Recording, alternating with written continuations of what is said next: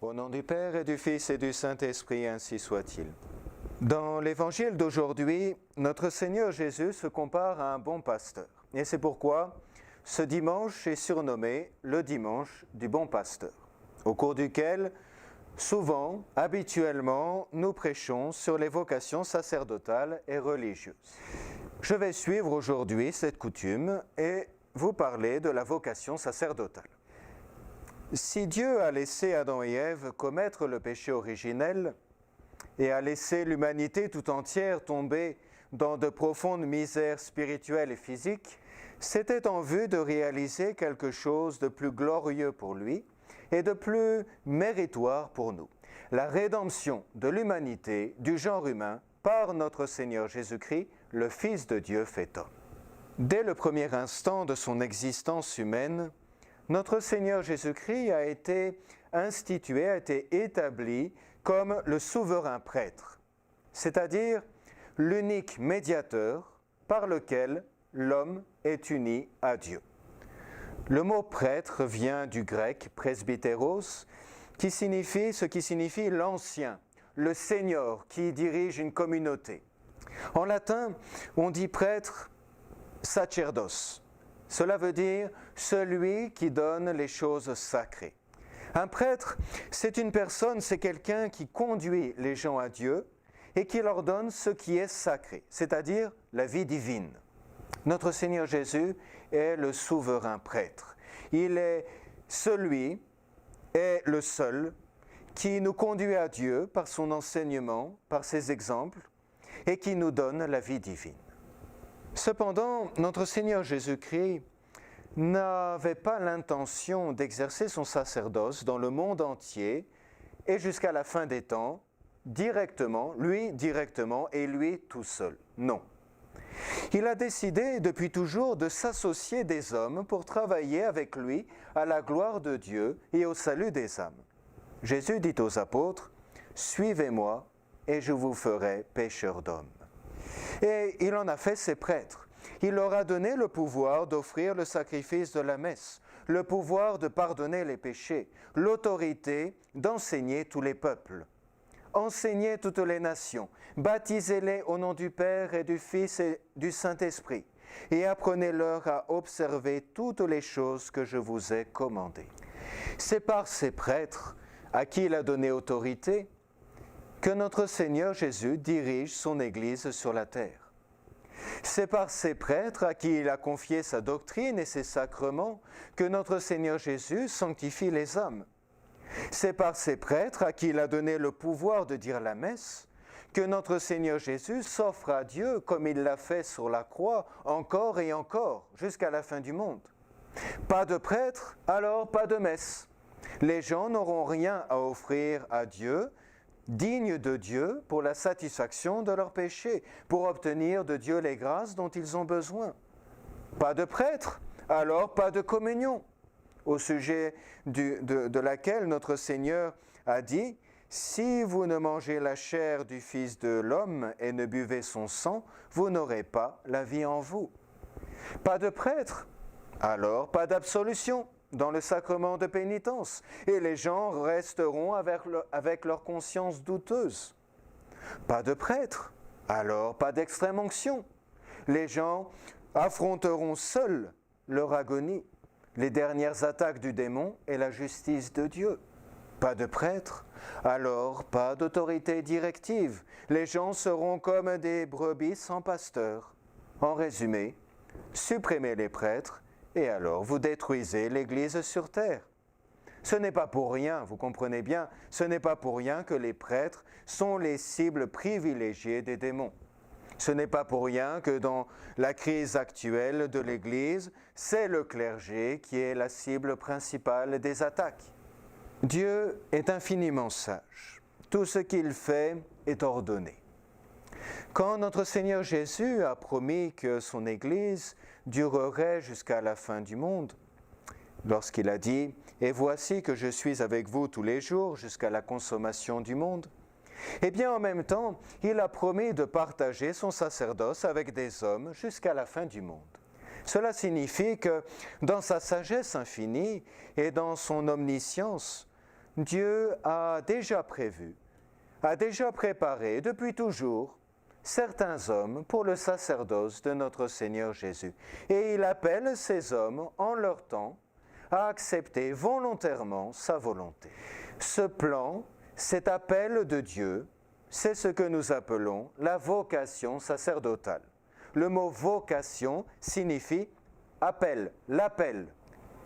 Tout le monde n'est pas appelé à devenir prêtre de notre Seigneur Jésus-Christ, mais seulement ceux que Dieu a préparés depuis toujours. Saint Paul est très clair à ce sujet. Nul ne s'arroge cette dignité, mais il faut y être appelé de Dieu comme Aaron. Encore une fois, Dieu est infiniment sage et ordonné. Il ne peut pas appeler quelqu'un pour une mission sans lui donner la capacité de bien remplir cette mission. Il appela la bienheureuse Vierge Marie à devenir la mère du Christ. Il lui donna donc une grâce et une dignité proportionnée à cette mission. Quand Dieu appelle un homme à devenir prêtre, alors il lui donne la capacité et les qualités nécessaires pour bien remplir les fonctions sacerdotales. La vocation sacerdotale, ce n'est pas Dieu qui apparaît tout d'un coup à quelqu'un et qui lui dit « Hé, toi, je veux que tu sois un prêtre !» Non. Ce n'est pas avoir des émotions ou des consolations spirituelles extraordinaires. Non. Non. Dieu appelle un homme en le créant avec les qualités propres à remplir bien et fidèlement les devoirs du sacerdoce et en l'attirant intérieurement par sa grâce. Dieu appelle, mais il ne force pas la volonté. Et l'homme peut rejeter cet appel, peut rejeter sa vocation. Qu'arrivera-t-il à un tel homme ? Ah, certes, il peut encore parvenir au ciel, au salut éternel, mais ce sera plus difficile. Sa gloire au ciel sera bien moindre. Et indirectement, il portera la responsabilité de la damnation des âmes qui, lui étant prêtre, auraient été sauvées par son travail sacerdotal. À la lumière de ce que nous avons dit, il devient alors assez facile de répondre à la question « Comment savoir si quelqu'un a la vocation sacerdotale ?» La réponse est donc simple, en discernant en cette personne l'attrait intérieur de la grâce et les qualités nécessaires au bon accomplissement des devoirs sacerdotaux. Alors, quels sont les devoirs sacerdotaux ? Prier et offrir le sacrifice de la messe pour la gloire de Dieu et pour le salut des âmes. Deuxièmement, nourrir spirituellement les âmes en leur enseignant la révélation divine et en leur donnant les sacrements. Troisièmement, guider les âmes, encourager les âmes dans la pratique des vertus et des œuvres de miséricorde. Donc, les qualités nécessaires pour bien remplir les devoirs sacerdotaux sont avoir une science suffisante, mener une vie sainte et avoir une intention droite.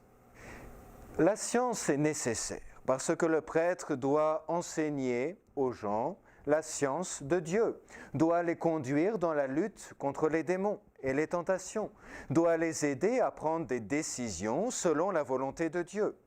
Notre Seigneur Jésus a dit à ses apôtres, « Vous êtes la lumière du monde. Que votre lumière brille devant les hommes, afin qu'ils voient vos bonnes œuvres et glorifient votre Père qui est dans les cieux. » Et la science du prêtre doit être proportionnelle aux besoins des fidèles. Plus les attaques contre la vérité sont subtiles et pernicieuses, comme celle du modernisme, plus la science du prêtre doit être profonde et précise. Cette science s'acquiert au séminaire. La seconde disposition nécessaire pour bien remplir les devoirs sacerdotaux est de mener une vie sainte, c'est-à-dire de vivre habituellement en état de grâce et d'avoir une piété solide. Vous comprenez que le prêtre est un médiateur entre Dieu et les hommes. Mais il ne peut pas être proche de Dieu, il ne peut pas conduire les âmes vers Dieu si lui-même vit en état de péché mortel, si lui-même a une vie spirituelle tiède. Pratiquer les vertus de chasteté, de générosité, de docilité est particulièrement nécessaire. Les vices d'impureté, d'entêtement, de colère, d'intempérance sont particulièrement disqualifiants. La troisième disposition pour bien remplir les devoirs sacerdotaux est d'avoir une intention droite. Cela signifie avoir le désir de devenir prêtre afin de glorifier Dieu et de sauver les âmes, comme notre Seigneur Jésus le veut.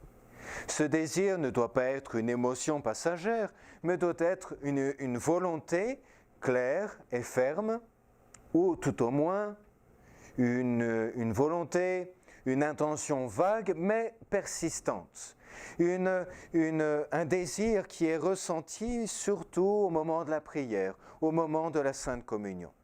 On ne devient pas prêtre parce qu'on pense que c'est une meilleure façon de faire pénitence pour ses péchés, une meilleure façon d'assurer son salut. Bien sûr, on ne devient pas prêtre parce qu'on veut s'assurer de quoi vivre, ou satisfaire une ambition, ou pour toute autre raison purement humaine.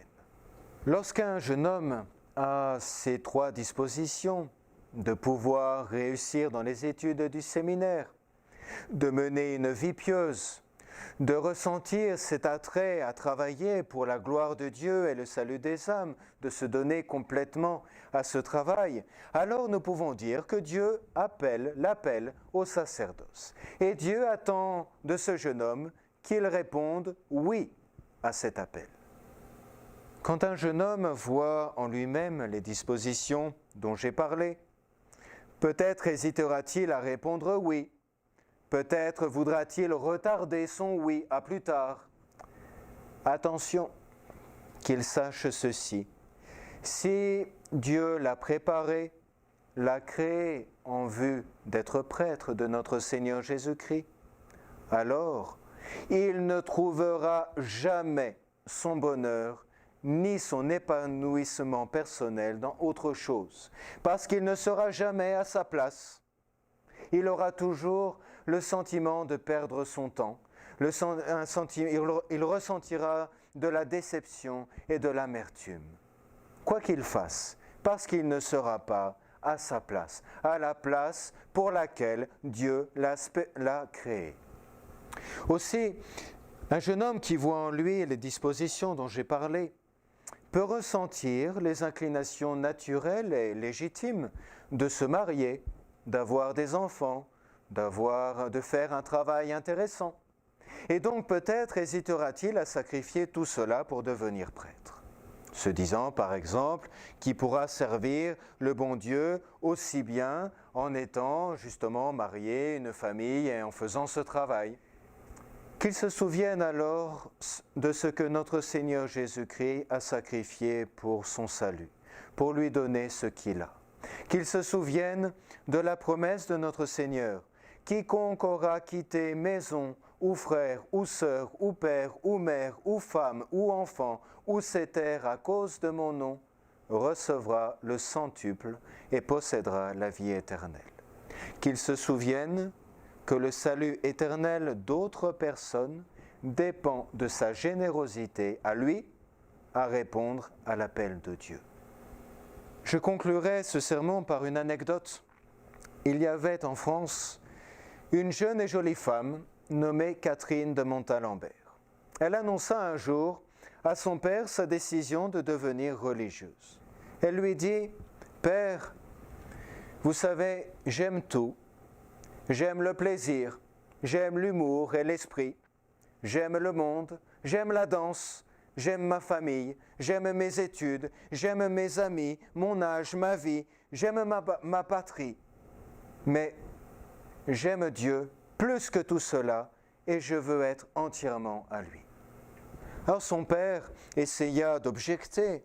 « Mais ma chère enfant, ne regretteras-tu pas de renoncer à toutes ces choses ?» Et Catherine lui répondit, « Père, c'est vous-même qui m'avez appris qu'on n'offre pas à Dieu des cœurs flétris, ni des volontés molles. C'est vous qui m'avez appris qu'on n'offre pas à Dieu des cœurs flétris, ni des volontés molles. Alors voyez dans cette anecdote, d'une part la réponse généreuse de cette jeune fille à l'appel de Dieu, mais aussi comment les parents préparent leurs enfants à répondre généreusement à l'appel de Dieu en leur donnant une bonne et solide éducation catholique, en apprenant à leurs enfants à être généreux avec Dieu, à donner à Dieu ce que l'on a de meilleur. Et bien que Notre-Dame de l'Annonciation, qui, appelée par Dieu à devenir la mère du Sauveur, répondit si généreusement « Voici la servante du Seigneur, qu'il me soit fait selon votre parole », que Notre-Dame de l'Annonciation tout particulièrement excite dans le cœur des jeunes appelés par Dieu la même générosité. Au nom du Père et du Fils et du Saint-Esprit, ainsi soit-il.